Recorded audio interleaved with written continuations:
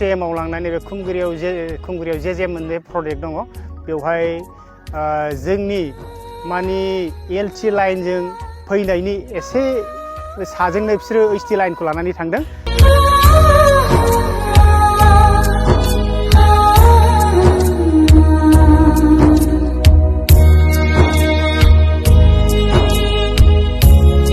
सरकारनि जायनाखि माने केयारलेस जोथोन गैयै बाहाय जादों होननानै जों बुंनांगोन।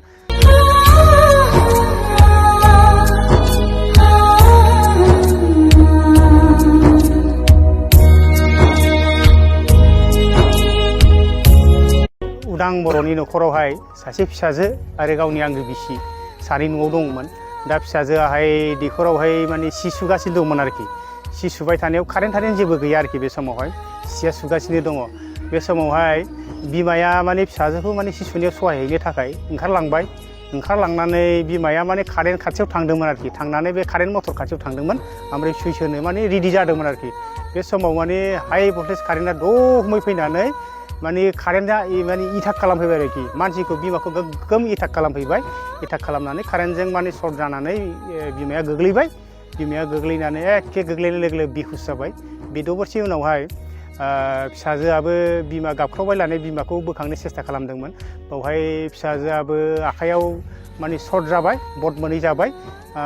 बिमाखौथ' दुर्भाग्यजनक बासायनो हायाखिसै। बिमाया माने रुंसारि जानानै थांबाय आरोखि। कारेन्ट जाथाया माबोरै जाया? बियो कारेन्ट जाथायाथ' बुंनो थाङोब्ला सरकारनि जायनाखि माने केयारलेस जोथोन गैयै बाहाय जादों होननानै जों बुंनांगोन। कारना जाहैबाय जे मावलांनाय नैबे खुंगुरियाव जे मोनसे प्रजेक्ट दङ बेवहाय जोंनि माने एलसि लाइनजों फैनायनि एसे साजोंनो बिसोरो ओइसटि लाइनखौ लानानै थांदों।